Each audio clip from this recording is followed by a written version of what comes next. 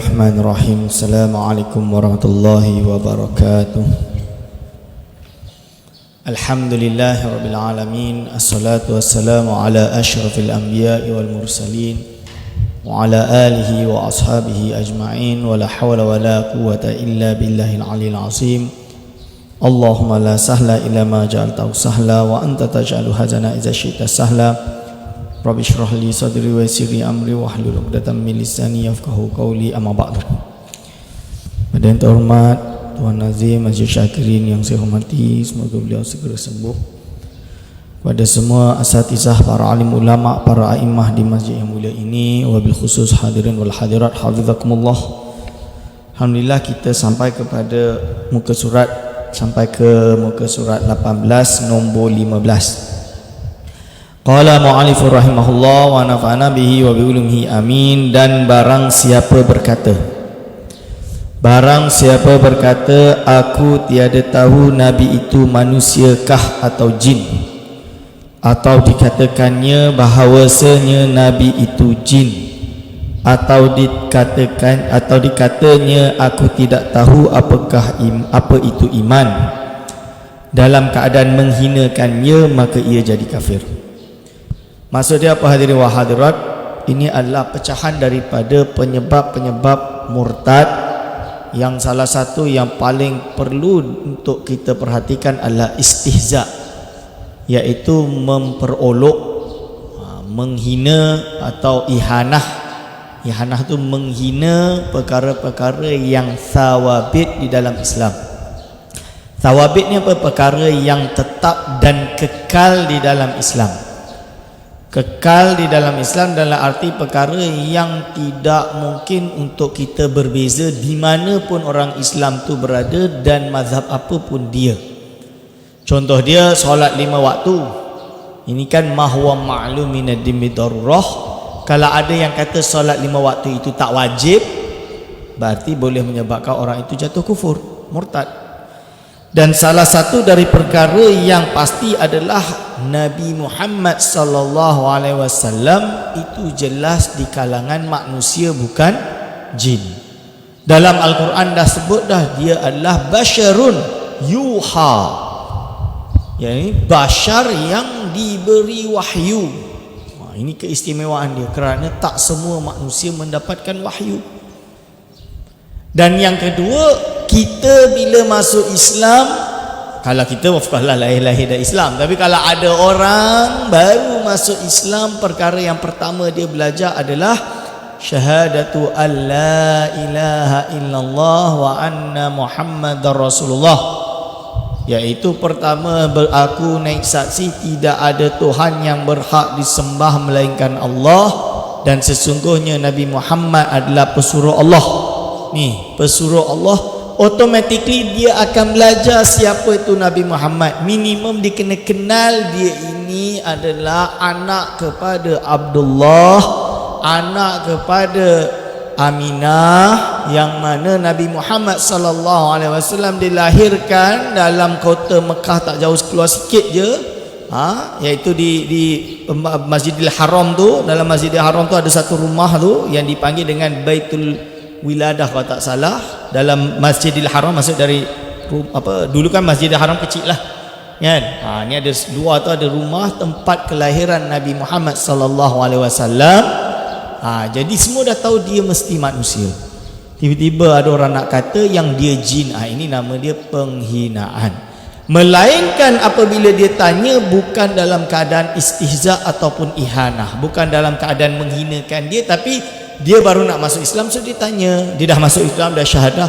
Tadi aku kata Muhammad itu adalah pesuruh Allah, dia itu manusia ke jin? Dalam erti nak tahu, itu lain lah. Contoh dia, kerana dia baru nak tahu setelah dia mengucap syahadah.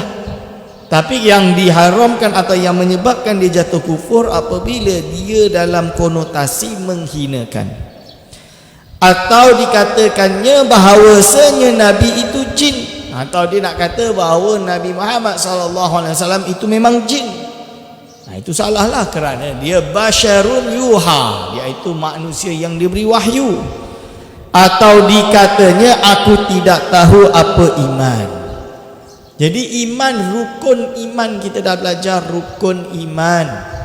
Pertama sekali orang setelah syahadah, saya bertugas di Perkim menyiapkan silibus Perkim. Silibus Perkim iaitu silibus akidah, dari asas, pra-asas, asas sampai paling tinggi. Dalam paling tinggi ini dibahaskan bahawa apa?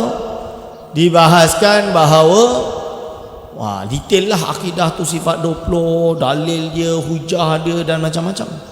Tapi di pra-asas pertama sekali dia syahadah, iaitu dia akan belajar rukun Islam, rukun iman dan ihsan.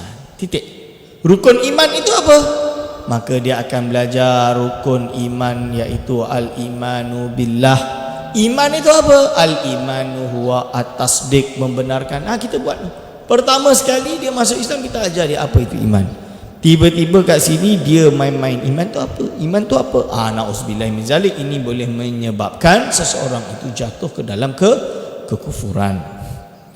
Yang ke-16, dan barang siapa mentasghirkan. Tasghirkan itu berarti mengkecilkan, menghinakan, memperolok atau satu anggota daripada Nabi Muhammad sallallahu alaihi wasallam atau Nabi kita, kerana menghinakannya atau mentasghirkan nama Allah, maka ia jadi kafir. Memperolok Nabi Muhammad sallallahu alaihi wasallam, sama ada anggotanya ke apanya ke. Contoh dia, rambut dia hitam ikal mayang, kata, apa macam ni? Macam ni lah perang lagi bagus. Na'udzubillah min zalik. Kerana apa? Beliau adalah junjungan besar Nabi Muhammad sallallahu alaihi wasallam, afdalu khalqillah, sebaik-baik makhluk Allah. Tidak ada yang lebih baik daripadanya, kerana dia adalah sebaik-baik ciptaan Allah Subhanahu wa taala. Allah perintahkan kita untuk mencinta Nabi Muhammad sallallahu alaihi wasallam, mengenalnya, mengenal sifatnya, mengenal akhlaknya, mengikutinya. Kalau Nabi Muhammad SAW jalan tu pelan, tak hege-hege, contoh dia, kita pun ikut nak sesuai akhlaknya, kerana beliau lah membawa akhlak yang mulia. Ini. Jadi tak boleh. Kalau mentasghirkan boleh menyebabkan kufur. Atau mentasghirkan nama Allah, iaitu kebesaran Allah, sengaja dihinakan. Mutakabbir, Allah ni sombong. Contoh dia. Memang kerana sifat sombong itu hanya dimiliki Allah Subhanahu wa taala. Haram bagi mana-mana makhluknya untuk mengambil nama tersebut. Lihatlah apa yang terjadi pada iblis. Dia kekufuran terjadi kerana dia sombong. Kerana dia aba wastakbar. Aba itu apa? Dia bangkang. Wastakbar. Kerana apa?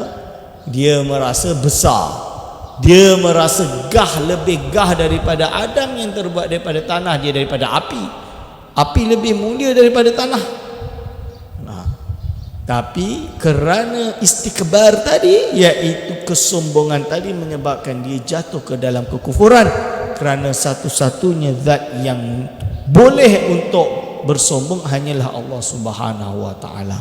Tidak ada yang lain boleh mengambil tersebut. Maka kalau kita duduk dalam dunia ni, jumpa ada orang yang sombong, kita istighfar, harapan kita jangan jadi sombong macam dia. Sebab apa? Sebab kesombongan di dunia ini hanya sementara. Tak kisahlah sekaya apa orang tersebut, sebesar apa orang tersebut, sekuasa mana orang tersebut. Hidup ni tak lama, 80 tahun, 90 tahun. Jangan ingat 90 tahun ini lama, 90 tahun ini sekejap. Kalaulah dia lahir-lahir, contohlah dah hebat sangat, lahir-lahir dah jadi Superman misalan dia, tahulah 90 tahun, 100 tahun padam habis. Kalau tak percaya 100 tahun ni sekejap, tanyalah orang-orang yang dah tua, atau tanya orang yang dah berada dalam kubur, dia kata ini sangat sekejap. Saya umur saya 36 tahun, saya tutup mata dah 36 dah. Dah nak separuh umur dah, kejap lagi. Kalau 40 dah separuh umur lah kan.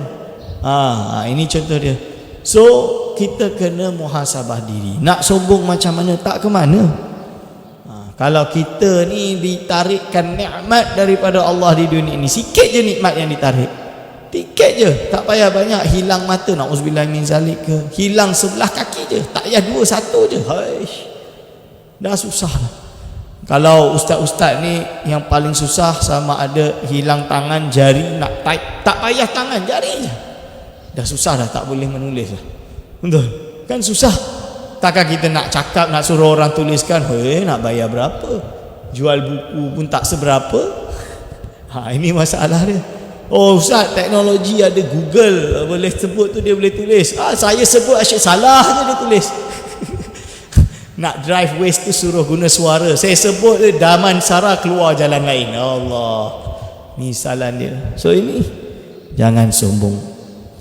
Yang ke-17, dan barang siapa berkata bagi orang yang mengucap la haula wala quwata, bahawa la haula wala quwata itu tiada mengayakan, melepaskan daripada lapar, maka ia jati kafir. Na'udzubillah min zalik. Sebab apa? Dia hina apa yang menjadi sifat Allah Subhanahu wa taala. Allah lah yuhyi wa yumit, af'alnya. Dialah ada sifat kudrah. Dengan kudrahnya lah yata'atta, iaitu mudah, yatayassaru, iaitu menjadi mudah, ijadu kulli mumkinin wa i'damuha. Okey, apa dia jadi? Dia kata la haula wala quwwata, sebutlah la haula wala quwwata illa billah 100 kali, kau takkan kenyang. Macam tu dia. Dia nak memperolok. Bukan dalam erti contoh, ada orang tak nak kerja. Kenapa tak nak kerja? Aku nak berzikir je, Allah kenyangkan aku. Itu tak boleh lah. Misalan dia tu tak boleh.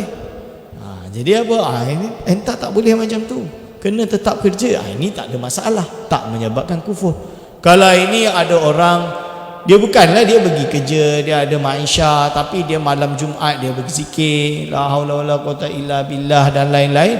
Lepas tu datang orang ejek dia, alah kau zikir la haula wala, bukan menyenang pun, daripada kau zikir lebih kau jual burger ni. Misalan dia. Ini dapat boleh menyebabkan orang itu jatuh ke dalam kufuran kerana dia menghina akidah.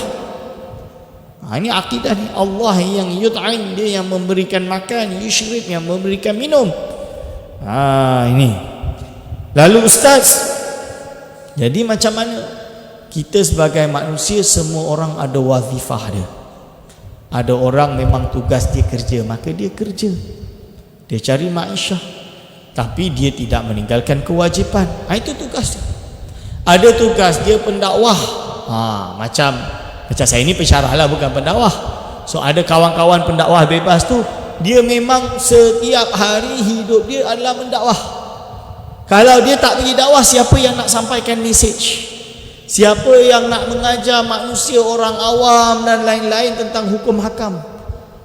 Kita ni kalau tuan-tuan nak tahu, Malaysia ada 10,000 pelajar belajar di Universiti Al-Azhar di Mesir. 10,000 tuan-tuan. Tapi kenapa di Malaysia ni tak cukup pendakwah? Ini fakta, tak cukup pendakwah, tak cukup ustaz yang mengajar. Ini keluhan yang kami dengar dari berbagai jabatan agama Islam, terutama bahagian tauliah, kata tak cukup ustaz. Sampai terpaksa masjid nak panggil ustaz yang bukan ustaz. Betul, ada orang yang tak ada kelayakan sebagai ustaz. Kerana dia bukan ustaz, maka dia tak ada tauliah. Tapi terpaksa dipanggil sebab tak cukup ustaz, kata dia. Boleh pula macam boleh jadi macam tu. Ini tuan-tuan dan puan-puan. So saya kata, mana pergi 10,000 pelajar Al-Azhar yang belajar dekat sana? Sebab diorang sedang belajar ustaz, takkan tak habis-habis. Mestilah banyak yang dah balik. Itu pun tak cukup. Saya bagi tahu, tak cukup yang nak bagi dakwah ni. Sampai masih banyak kekeliruan di kalangan umat. Ada masjid kat kampung saya pergi, tak boleh bezakan mana satu sunnah abad, sunnah hayat dalam bab ibadah lah. Tak boleh bezakan mana rukun fi'li, rukun kauli. Itu fardu ain. Tapi tak boleh bezakan. Dalam akidah tak boleh bezakan mana satu zat Allah, mana satu sifat Allah. Apakah itu sifat Allah? Kenapa dinamakan sifat? Sifat yang wajib, sifat yang mustahil. Apa itu wajib, apa itu mustahil, apa itu harus? Kadang-kadang dia termix wajib secara syar'i bukan wajib secara akli, tercampur aduk. Kita perlu kepada pendakwah. So itu tugas pendakwah. Tak cukup, kena banyakkan lagi.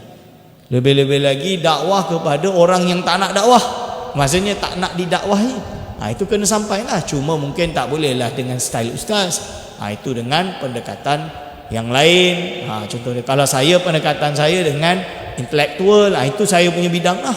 Kalau saya disuruh mengajar orang-orang yang dekat tepi jalan, saya tak boleh lah. Otak saya tak sesuai lah, tak tahu macam mana, tak reti. Secara saya adalah bersama dengan intelektual. Itu saya lah. Misalnya semua orang ada bidang-bidang dia. Ada orang di kalangan bidang ini yang dah pencen, yang yelah daripada duduk kat rumah tengok TV tu sampai rabun, sampai buta nanti pinggang ni sampai rosak melengkung, takkanlah nak membazir waktu macam tu. So dia nak adalah pengisian rohani, maka mereka inilah yang mengisi masjid, yang mengisi zawiyah, yang mengisi di tempat-tempat pengamalan tariqah sufiyah misalnya dia. Maka tujuan dia apa? Berzikir setiap hari, tiap-tiap hari selain jamaah 5 waktu, dia ada zikir-zikir dia, hizib-hizib dia, ratib-ratib dia, ratib al-haddad, ratib al-atas, semua dia baca. Misalnya dia, tebal ni Quran ni satu hari 5 juz, penuhkan hari dengan ibadah. Tiba-tiba ada orang datang kata, apa ni, zikir ni tak buat kenyang lah. Contoh dia, salah lah. Kerana apa? Dia tu dah pencen, dia dah duduk kat zawiyah, biarlah dia dah kenyang dah.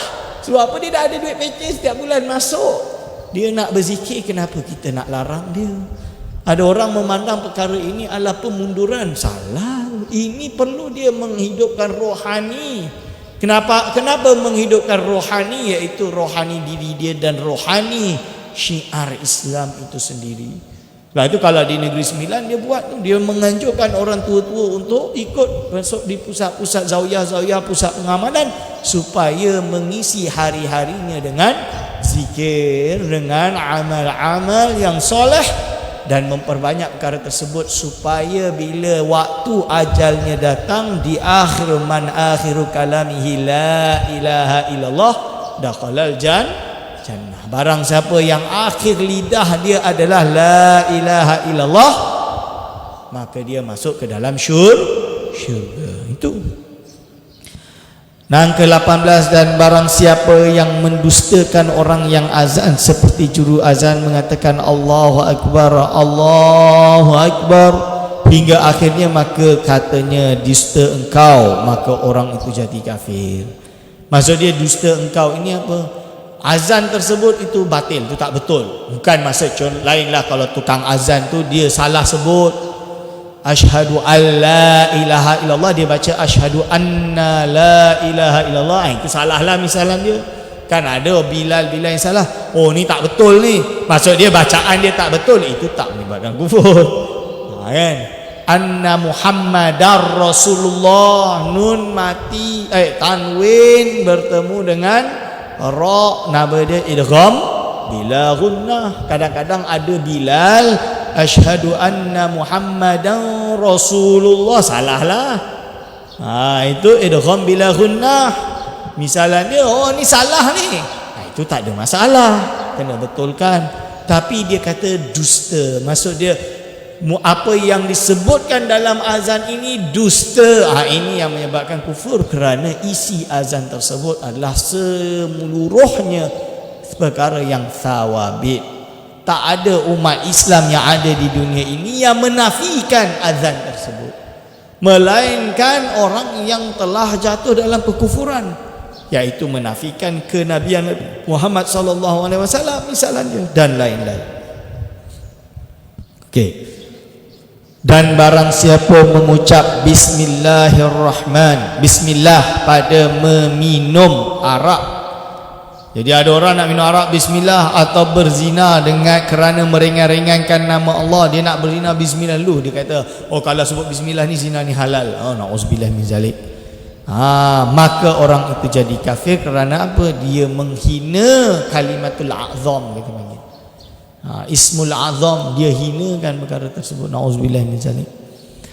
Dan barang siapa berkata, aku tiada takut akan hari kiamat.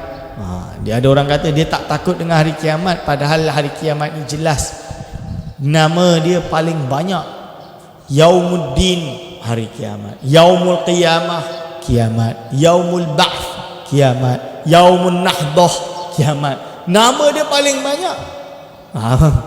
Termasuk dia yaumus syada'id atau yaumus syiddah, hari yang paling susah. Syiddah tu kepayahan. Ahwalul qiyamah, bukan ahwal, bukan dengan hak, tapi ahwal dengan hak. Ahwal ni apa? Kesusahan. Kesusahan. Ahwalul qiyamah adalah kesusahan-kesusahan kiamat. Berarti apa? Jelas mesej yang disampaikan oleh Rasulullah sallallahu alaihi wasallam, hari kiamat ni hari yang semua orang takut.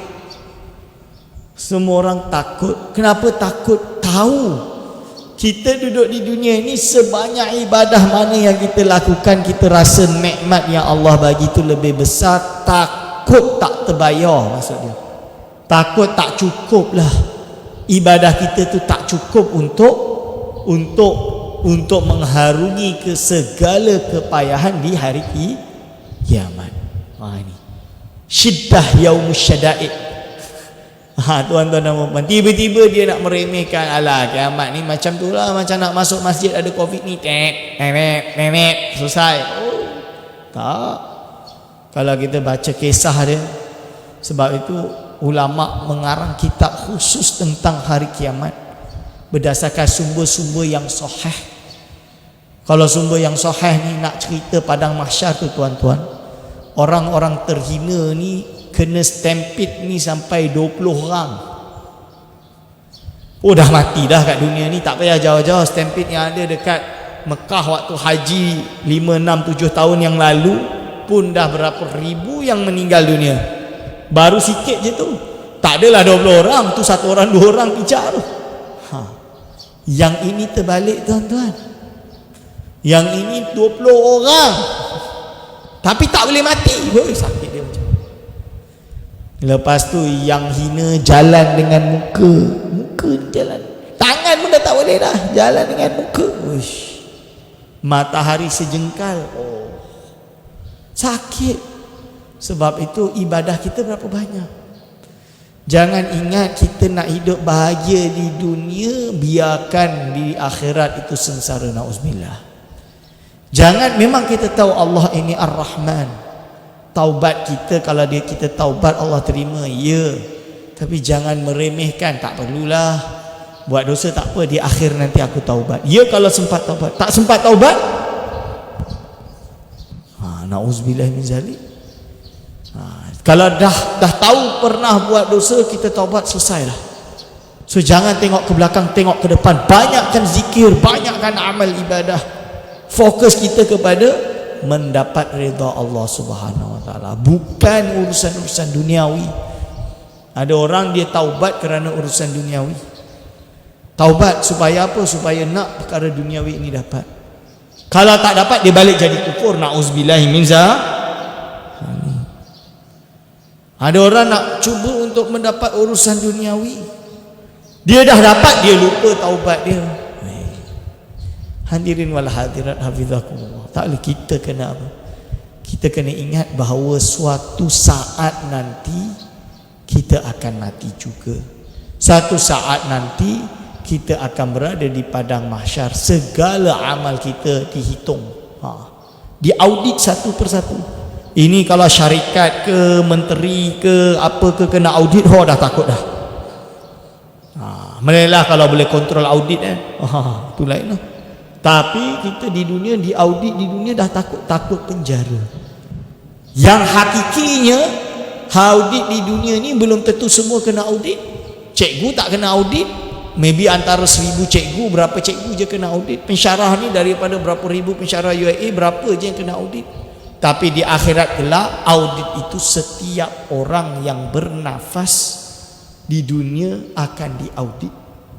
Yang berakal akan diaudit. Itu pasti.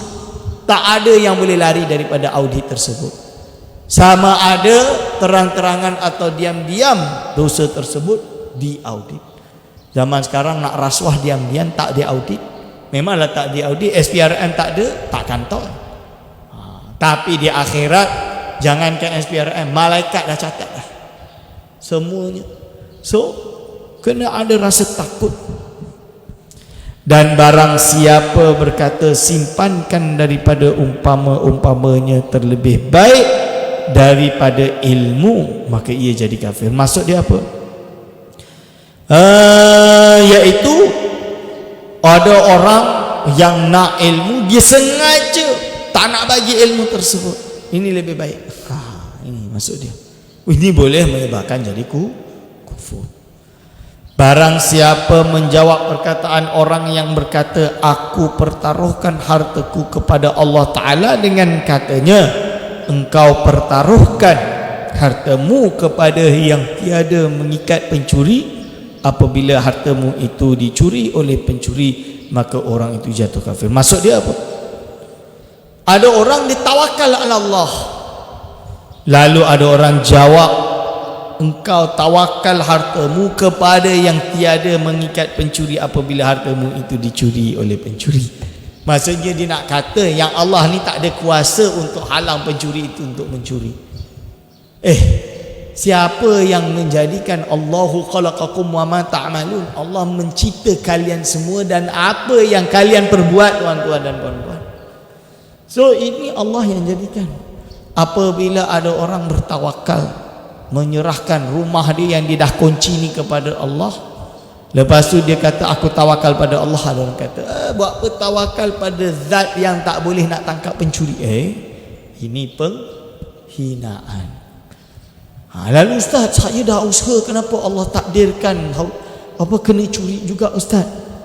Ini adalah dugaan, ujian. La in syakartum la azidannakum la in kafartum inna azabi lasyadid. La in syakartum, kalau kita bersyukur Allah akan menambah.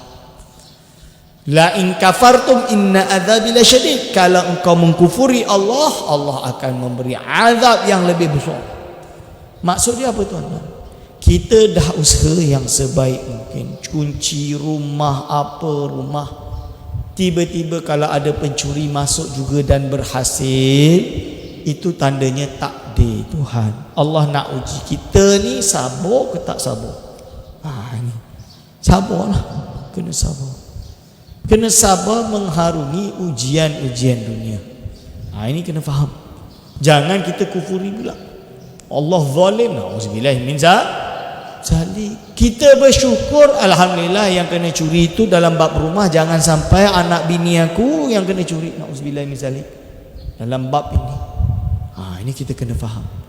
Pernah terjadi, ini terjadi fakta. Di Morocco, pelajar-pelajar Malaysia perempuan akhwat, kerana duduk di Rabat ni negeri bandar KL lah, lebih kurang macam tu. Jadi rumah ni mahal-mahal tuan-tuan, mahal. So duduk daerah murah sikit lah. Lebih kurang satu rumah ni bayar dalam 1,500 lah. 1,500 ringgit, mahal. Tapi duduklah ramai-ramai, 9 orang 10 orang. Ada program yang datang tu sampai 20 orang perempuan ni, yang duduk satu rumah. Dari berbagai negeri, daerah, kumpul satu rumah, nak ada program dekat Rabat ni cerita dia. So akhwat-akhwat ni ialah akhwat sahaja. Of course lah yang datang ni semua bawa handphone, bawa laptop, betul, bawa duit. Boleh, dan diorang namanya ramai-ramai ni boleh tidur pukul 1, pukul 2 lah. Tidur rasanya dah kunci pintu, dah kunci apa dah. Tidur 20 orang ni, tidur bangun subuh pukul 5. Tengok-tengok laptop dah kena curi, handphone kena curi, 10 handphone kena curi, 6-7 laptop kena curi, duit wallet berapa banyak kena curi.